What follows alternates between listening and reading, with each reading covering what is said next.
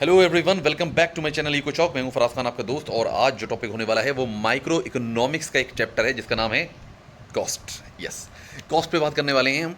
तो कॉस्ट होती क्या है एक्चुअल में? देखिए, इसका जो इंट्रोडक्शन है वो तो कह रहा है कि भाई cost refer to the value of the resources sacrificed और given up to produce the goods and services. यानी कि कॉस्ट क्या कहता है? कॉस्ट वो सेक्रीफाइस है किसी भी रिसोर्स गुड्स को या सर्विसेज को बनाने के लिए जो भी हम पैसे खर्च करते हैं, तो वो हमारी कॉस्ट कहलाती है। अब एक्चुअल में होती क्या है कॉस्ट? ये बिल्कुल सिंपल और हिंदी में समझ लो कि इसे समझेंगे कैसे। देखिए, आपने सपोज करिए कि टी शर्ट का ही प्रोडक्शन किया। आपने कहा कि भाई टी शर्ट का प्रोडक्शन करेंगे हम, तो आपने एक बिल्डिंग ली, रॉ मटेरियल यानी कि टी शर्ट कपड़ा लिया, एंड कुछ लेबर भी लगाई, कुछ मशीन्स भी लगाई, और वहाँ पर आपने टी शर्ट्स को बनाना स्टार्ट किया।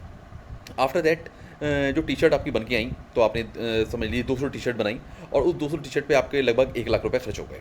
क्लियर?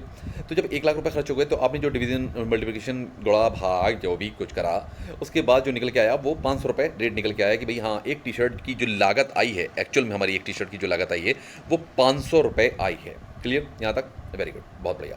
तो वो जो 500 रुपये लागत आई है वो हमारी एक्चुअल में कॉस्ट कहलाएगी। Clear? Not a price, only cost, वो हमारी कॉस्ट कहलाएगी। ठीक है, अब हम उसे मार्केट में बेचेंगे। जब मार्केट में बेचेंगे तो जाहिर सी बात है कॉस्ट पे तो बेचेंगे नहीं भाई, 500 रुपये की तो हमारी बनी है।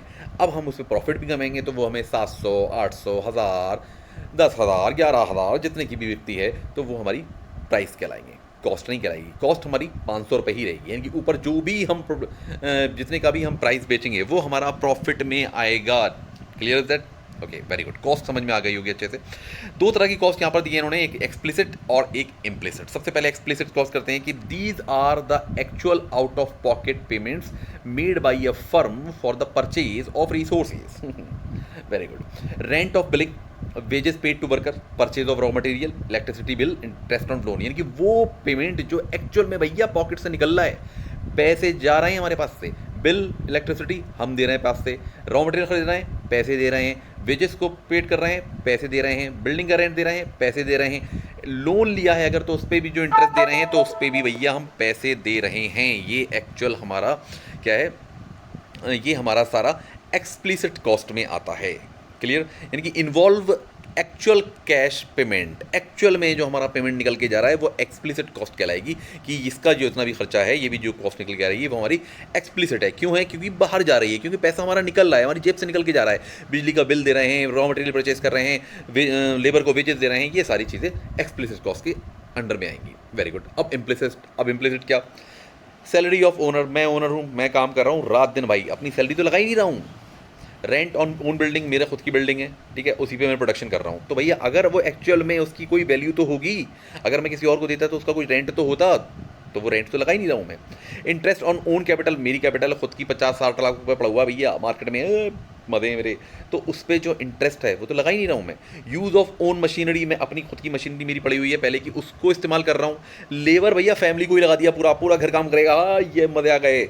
तो क्या है, उस पर तो हम उन लोगों का तो कुछ लगा ही रहे हैं, लगा ही नहीं रहे हैं पैसे, तो वो हमारी इम्प्लिसिट कॉस्ट है। There are the cost of self owned and self employed resources, no actual payment is made. इन सब चीज़ों में एक्चुअल पेमेंट बन ही नहीं रहा है। भाई बिल्डिंग मेरी है तो नो प्रॉब्लम, यही प्रोडक्शन करो, लेकिन एक्चुअल में उसका रेंट तो है ना, रेंट तो अगर कहीं और तो देते। ओके, फैमिली को लगा दिया, मगर फैमिली को नहीं लगा दे तो वेजेस को सैलरी तो देते। ठीक है, मशीनरी मेरी थी, मैंने इस्तेमाल कर ली, अगर नहीं होती तो यस, वेरी गुड, बहुत समझदार लोग हैं आप। ओके, तो ये एक्सप्लिसिट, इम्प्लिसिट एंड कॉस्ट समझ में आ गया। और टोटल कॉस्ट जो निकल के आती है वो एक्सप्लिसिट प्लस इम्प्लिसिट दोनों निकल के आती है, ये ध्यान रखिएगा। टोटल कॉस्ट जो निकल के आ रही है वो एक्सप्लिसिट, यानी कि जो एक्चुअल में हमने पेमेंट करा, और इम्प्लिसिट को भी हम जोड़ेंगे कि भैया अगर रेंट हमारे इसका देता है तो 40,000 रुपये घर का रेंट देते हैं हम, तो 40,000 रुपये वो भी जोड़ेंगे। अगर एक्सप्लिसिट हमारा जो जेब से पैसा निकल रहा है वो 1 लाख रुपया है, और हमने अपने घर वालों को लगा दिया, और हमने अपनी बिल्डिंग लगा दी, तो मान लो 50,000 उसका लगा दिया, तो वो हमारा इम्प्लिसिट कॉस्ट कहलाएगा। यानी कि टोटल कॉस्ट निकल के आई 1.5 लाख रुपया, 1,50,000। ओ माई गॉड। ओके, आई होप आप लोग को भी ये समझ में आ गया होगा, and thank you very much for your loving support.